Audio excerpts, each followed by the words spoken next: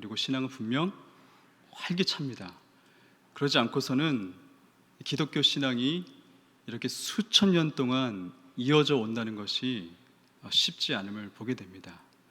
근데 문제는 저희들이 신앙생활을 하면서 늘 역동적이고 늘 활기차지 않을 때가 있다는 게 문제입니다.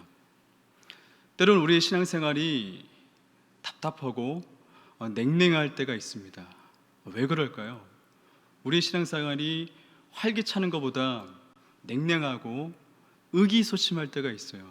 많은 이유가 있겠지만 그 중에 제가 드리고 싶은 말씀은 뭐냐면, 우리가 하나님께 요구하는 것과 하나님께서 우리에게 주시고자 하는 것이 다르기 때문이에요. 하나님께서 우리가 요구하시는 것을 그때그때 즉각적으로 부어주신다면 활기가 차겠죠. 하지만 우리 주님께서는 우리가 요구하시는 것보다 그분께서 주시고자 하는 것들을 우리에게 주신다는 것이죠. 무엇을 입을까 먹을까 마실까 구하는 자들에게 우리 주님께서는 그 필요를 해결해 주시는 것이 아니라 너희는 먼저 그의 나라와 그의 의를 구하라. 우리 이 말씀을 들으면 여기서 기가 한번 꺾입니다. 누가복음 11장을 읽다 보시면 예수님께서 이런 말씀을 하시죠. 찾으라, 그럼 너희에게 줄 것이다. 구하는 자가 얻을 것이다. 문을 두드리는 자에게 열릴 것이다. 얼마나 위로가 되는 말씀이에요. 찾는 자에게 주고 구하는 자에게 주고 두드리는 자에게 하나님께서 열어주신다 하시잖아요. 생선을 달라는 자에게 누가 뱀을 주고 알을 달라는 자에게 누가 정갈을 주겠느냐. 아버지가 악할지라도 자기 자녀에게 좋은 것으로 주는데 하물며 하늘 아버지께서 너희에게 좋은 것을 주시지 않겠느냐. 그 좋은 게 뭐예요? 성령이에요. 마태복음에는 좋은 것으로 준다 하고 누가복음에는 그것을 성령으로 이야기해요. 결론은 뭐예요? 하나님께서 우리에게 가장 좋은 것을 주시는데 너희가 구하고 찾고 두드리는 것들이 뭐라고요? 성령을 찾기 위해서 구하고 찾고 두드리라는 것이에요. 우리 하나님께서는 그것을 우리에게 부어주신다고 말씀하고 있습니다. 오늘 본문은 우리 예수님께서 이제 눈에 보이도록 등장하십니다. 그 전까지는 눈에 보이지 않았잖아요. 우리 하나님을 볼 수가 없었잖아요. 하지만 태초부터 계신 하나님께서 세상 죄를 지고 가는 하나님의 어린 양으로 이 땅 가운데 이렇게 오십니다. 하나님께서 출애굽 당시에 우리에게 요구하신 것이 몇 가지가 있어요. 크게 두 가지가 있는데 그 첫 번째가 5가지 제사예요. 그 제사가 뭐죠? 번제, 소제, 화목제, 속건제, 속죄제. 그리고 우리에게 십계명을 주셨어요. 근데 우리가 그 제사 제도와 십계명을 온전히 지키지 못했죠. 그런 우리를 하나님께서는 버리지 아니하시고 새롭게 언약을 갱신해 가시면서 드디어 눈에 보이시는 하나님으로 이 땅 가운데 오늘 말씀을 통해서 오시는 그 장면을 보게 됩니다. 지난 시간에는 세례 요한이 나는 그리스도가 아니요 엘리야도 아니요 그 선지자도 아니다. 나는 광야에 외치는 소리일 뿐이다. 이렇게 이야기합니다. 그리고 오늘은 너희 가운데 선자, 너희가 알지 못하는 그 사람을 소개하는데 세례 요한이 어떻게 해요? 그분이 누군지 바로 알게 되는 장면을 오늘 성경을 통해서 볼 수가 있습니다. 왜 예수님을 알아보지 못했을까요? 태초부터 말씀이 육신이 되어 이 땅 가운데 오셨는데 너희 가운데 너희가 알지 못하는 한 사람, 세례 요한도 처음부터 알지 못했어요. 왜 알지 못했을까요? 이사야 53장에 보시면 고운 모양도 없고 풍채도 없고 흠모할 것도 없고 우리가 부러워할 만한 게 전혀 없으시다는 분이에요. 그럼 무슨 얘기예요? 외관상으로 봤을 때는 저분이 하나님의 아들같이 보이지 않는다는 거예요. 그런데 세례 요한이 그 예수님을 어떻게 알아봤습니까? 자신도 몰랐어요. 자신도 몰랐는데 자신을 보낸 하나님께서 누군가가 세례 요한한테 올 것인데 성령이 비둘기같이 누군가에 머물러 있으면 그 사람이 바로 성령으로 세례를 주는 하나님의 아들 메시아임을 알라고 이야기합니다. 그래서 세례 요한은 예수님께서 세례 요한에게 나왔을 때 성령이 비둘기같이 그 예수님 위에 머무는 걸 보고 저분이 하나님의 아들 메시아라는 것을 알게 됩니다. 그리고 우리의 시선을, 종교 지도자들의 시선을, 그리고 제자들의 시선을 세례 요한이 아니라 예수님께 돌립니다. 세례 요한이 예수님을 소개하는데 소개가 좀 석연찮아요. 만왕의 왕이신 하나님을 세상 죄를 지고 가는 하나님의 어린 양. 우리는 다 알고 있으니까 그렇다 치지만 적어도 무쇠부리하시고 영존하시고 만왕의 왕이시다 이렇게 소개해야 되는데 세상 죄를 지고 가시는 하나님의 어린 양으로 소개하고 있다는 거죠. 우리는 알고 있죠. 우리 예수 그리스도 앞에 서면 우리의 죄가 낱낱이 드러난다는 걸 알고 있어요. 그리고 그 죄가 하나님의 어린 양이 아닌 것은 해결되지 않는다는 것을 우리는 성경을 통해서 알 수가 있습니다. 세례 요한이 예수님이 메시아이고 하나님의 어린 양이라고 알 수 있었던 건 직감이 아니었어요. 뭐였어요? 성령이 임하는 걸 보았다는 거예요. 무슨 얘기예요? 때로는 성령도 우리가 눈에 볼 수 있도록 임한다는 거예요. 오순절 다락방 사건을 아시잖아요.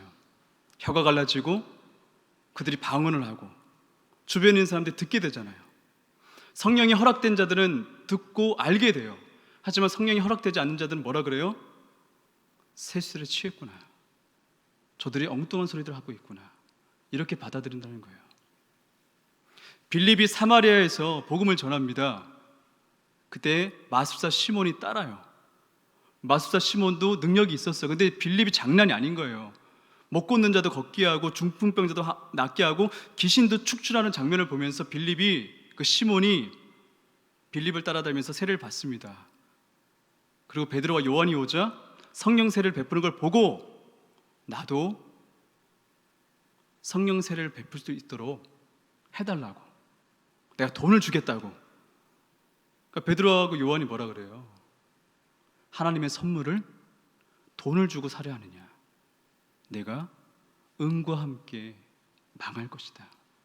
성령은 뭐라고요? 하나님의 선물이에요.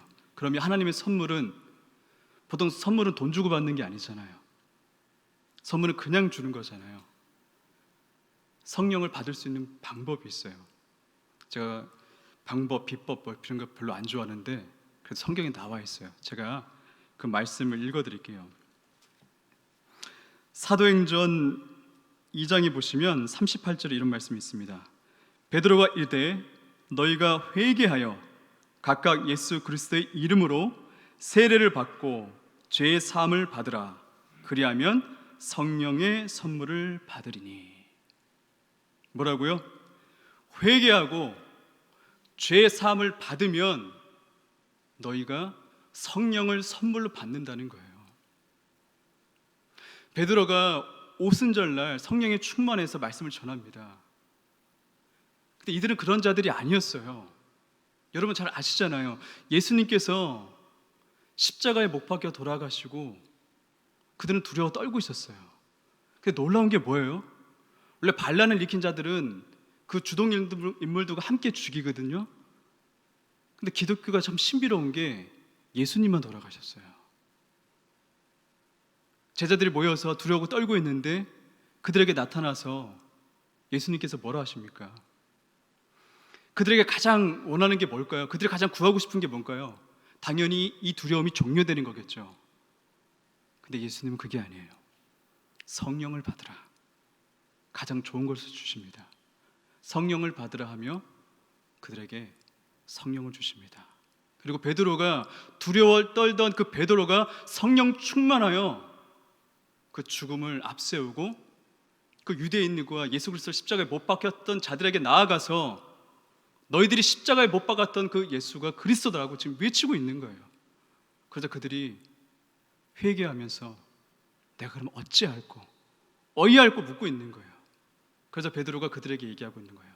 회개하고 죄사함을 받으라.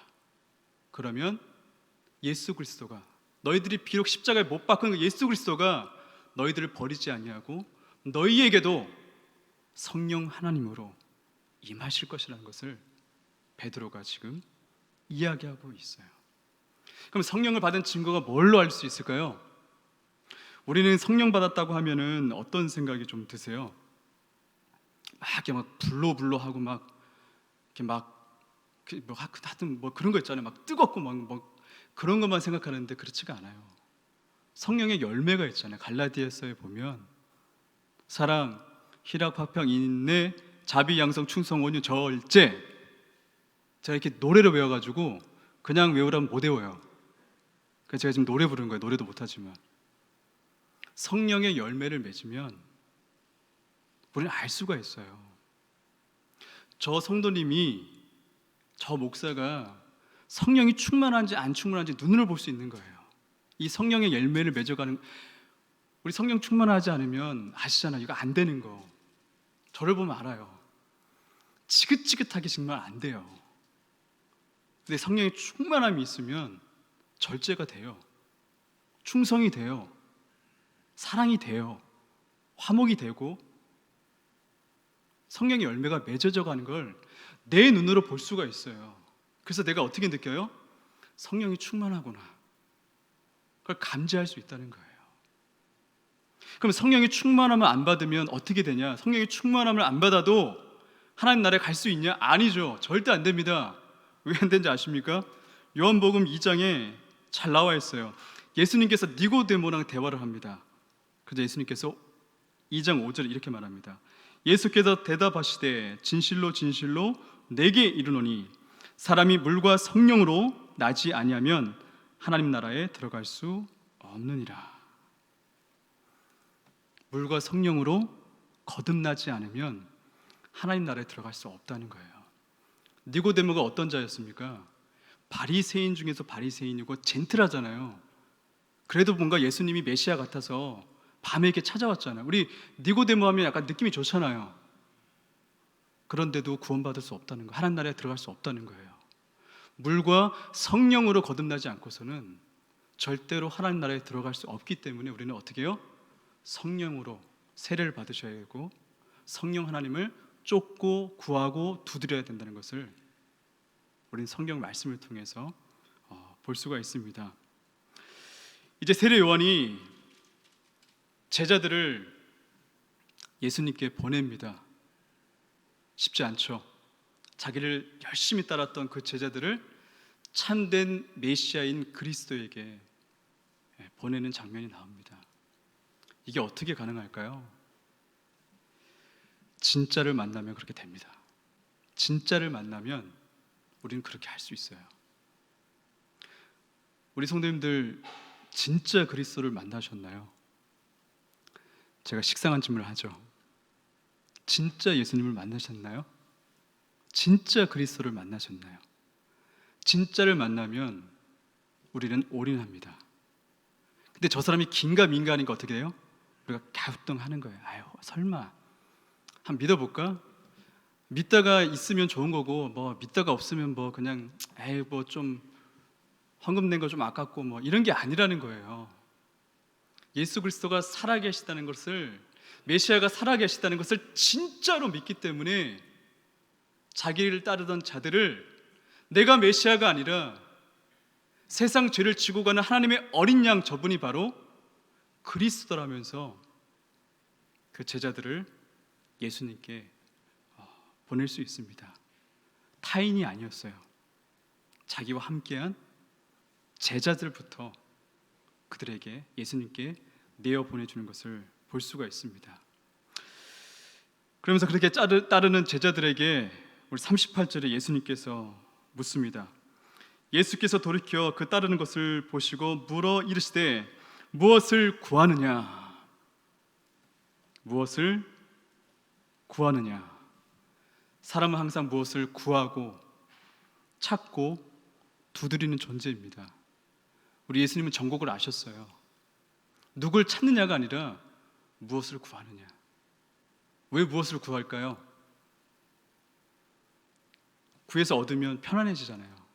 그냥 편안하게 살고 싶은 거죠. 근데 예수님의 질문에 제자들의 대답이 전문 용어로 김이 좀 빠져요. 무엇을 구하느냐 그러면 자신들이 구하고 싶은 것들을 이야기하면 되잖아요. 저도 처음에 목회를 늦게 시작했어요. 그래서 하나님께 구하는 게 정말 많았어요. 왜냐하면 늦게 시작했으니까. 하나님, 누구보다 능력이 있어야 되고, 누구보다 설교 잘해야 되고, 누구보다 성김 잘해야 되고, 제가 그냥 신방 가서 기도하면 그분들 나았으면 좋겠고, 그래서 그분들이 저를 보고 와, 이현우 목사님 참 대단하구나, 그런 소리 듣고 싶은 것들이 많았단 말이에요. 그 다른 어느 교회에서 좀 불러갔으면 좋겠고, 아, 이현우 목사님 좀 오십시오, 막 이런 것들 왜 꿈 안 꾸세요? 있잖아요. 대놓고 얘기하면 서로 민망하니까 말 못 하시잖아요. 구하고 싶은 게 한두 가지가 아니에요. 더 부끄러워서 여기서 더 얘기 못한 것들 많아요. 그런 것들 이야기하고 싶은데 제자들이 그렇게 그런 것들을 대답하면 좋은데 제자들이 한 건 뭐라고요? 예수님 어디 계십니까? 당신과 함께 하고 싶다는 거예요. 예수님 믿고 따르면서 우리가 무언가를 구하고 채워가는 것이 신앙이 아니라 하나님과 함께하는 것이 신앙이라는 것은 좀 제자도로 보여주고 있는 거예요. 이 요한복음이 이때 당시에 쓰여진 것이 아니에요. 적어도 예수님이 돌아가시고 몇십 년 뒤에 쓰여진 거예요. 요한복음을 보시면 제자들이 무턱대고 예수님을 따랐다는 것이 아니라는 걸 알 수가 있잖아요. 이들은 메시아를 기다리고 있었단 말이에요. 적어도 이때 당시에는 늘 넘어지고 막 그런 것도 있었지만 적어도 이때 당시에는 메시아를 기다리고 있었어요. 이 제자도 정신을 보여주고 있는 거예요. 예수님 어디 계십니까? 제가 주제 넘는 얘기 좀 할게요. 예전에 참 구하고 싶은 게 참 많았어요. 그래서 목사로서 폼나게 좀 살아보고 싶었어요. 근데 안 되더라고요. 왜 안 되냐면 그게 아니라는 걸 알았어요. 구하는 것을 채워주면 우리가 그만할까요? 아니에요. 더 구하게 돼요. 그래서 하나님을 우상으로 만들고 괴물로 만들어버려요. 저는 지금 솔직한 얘기로 제가 무언가를 구했을 때 하나님께서 채워주시지 않아서가 두려운 것이 아니라 하나님의 임재가 느껴지지 않고 하나님의 부재가 느껴졌을 때 가장 두려워요. 때로는 목사지만 신앙적으로 영적으로 다운될 때가 많이 있어요. 마치 하나님께서 저 혼자 저 광야에 사막에 내 몰아붙인 것 같아요. 그게 너무 힘들어요. 근데 그때 가장 필요한 게 뭐예요? 뭘 구하는 게 아니더라고요. 그 광야에서조차 그 사막에서조차 나를 버리지 아니하고 나와 함께 하시는 그 하나님, 그 어린아이가 엄마만 있으면 된다고 느끼는 그분, 나의 그 외로움과 나의 그 고독과 누구한테도 털어놓지 못하는 그 안타까운 것들을 어루만져 주시는 그 하나님. 여러분 옆에 계신 분들은 여러분한테 관심 없어요. 솔직한 얘기로. 여러분들이 저한테 기도 제목 얘기하지만 뭐 그때만 하지 제가 뭐 주구장창 하겠어요? 제 코가 석자인데? 근데 주님은 그렇게 하지 않으신다는 거예요. 늘 함께 하신다는 거예요. 저는 그분이 나와 함께 하시면 그게 이제 두려워요. 지금 구하는 것도 없어요. 이 제자들처럼 주님 어디 계십니까? 내가 당신과 함께 하겠습니다. 그러자 예수님께서 뭐라 하십니까? 와서 보라, 와보라 하셨어요. 와서 보니까 어떻게 돼요? 예수님의 제자들이 그들이 구하고 찾고 두드렸던 것들이 채워지는 것이 아니라 가장 좋은 것으로 사람들을 변화시켰어요. 그게 뭐예요? 성령으로 함께하사 예수님의 증인을 만드셨어요. 안드레가 어떻게 됩니까? 성령이 충만하자 베드로한테 달려갑니다. 형, 우리가 기다리던 메시아를 만났어. 베드로가 예수님께 찾아옵니다. 예수님께서 요한의 아들 시몬아, 네가 장차 게바가 되리라. 예수님께서 베드로를 잘 알고 계셨어요. 그리고 베드로의 미래도 잘 알고 계셨어요. 반석, 게바. 그리고 성령 하나님께서 그 베드로에게 역사하셔서 그 베드로를 반석으로 빚어가시는 것을 우린 성경을 통해서 볼 수가 있어요.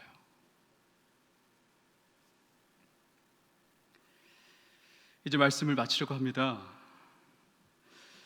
성령으로 함께 한다는 것이 얼마나 중요한지 우리는 사도행전 1장 8절 말씀만 봐도 알 수 있습니다. 이건 누구나 다 알고 있잖아요. 사도행전은 성령 행정이라고 하잖아요. 오직 성령이 너희에게 임하시면 너희가 권능을 받고, 너희가 용기가 생기면, 의지가 생기면, 하고 싶은 마음이 생기면이 아니라 너희에게 성령이 임하면 너희가 권능을 받고 예루살렘과 온 유대와 사마리아와 땅 끝까지 이르러 네 증인이 되리라고 성경은 이야기하고 있습니다. 사도행전을 보시면 끝까지 한번 28장을 읽어보십시오. 성령이 함께하지 않고서는 될 수 없는 걸 볼 수가 있어요.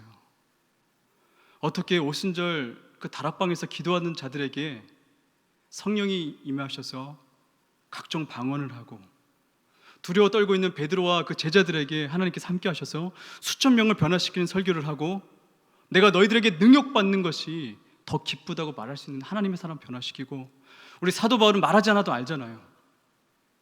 성령이 함께하지 않고서는 안 된다는 것을 볼 수가 있습니다. 우리는 매주 교회를 찾습니다. 그리고 우리는 늘 기도가 필요할 때마다 하나님께 기도합니다. 그럴 때마다 주님께서 우리에게 묻습니다. 무엇을 구하느냐? 그때 여러분의 대답은 뭐라고요? 주님, 어디 계십니까? 내가 주님과 함께 하겠습니다. 다시 한번 말씀드립니다. 우리는 교회를 찾을 때마다, 기도할 때마다 주님께서 우리에게 묻습니다. 네가 무엇을 구하느냐? 그럴 때 우리의 대답은 뭐라고요? 네, 주님 어디 계십니까? 그 주님께서 생선을 달라는 자하고 알을 달라는 자들에게 더 좋은 뭘로 함께 하신다고요? 성령으로 함께 하십니다. 그 성령님과 함께 하시는, 동행하시는 우리 성도님들 다 되셨으면 좋겠습니다. 기도하겠습니다. 하나님 고맙습니다.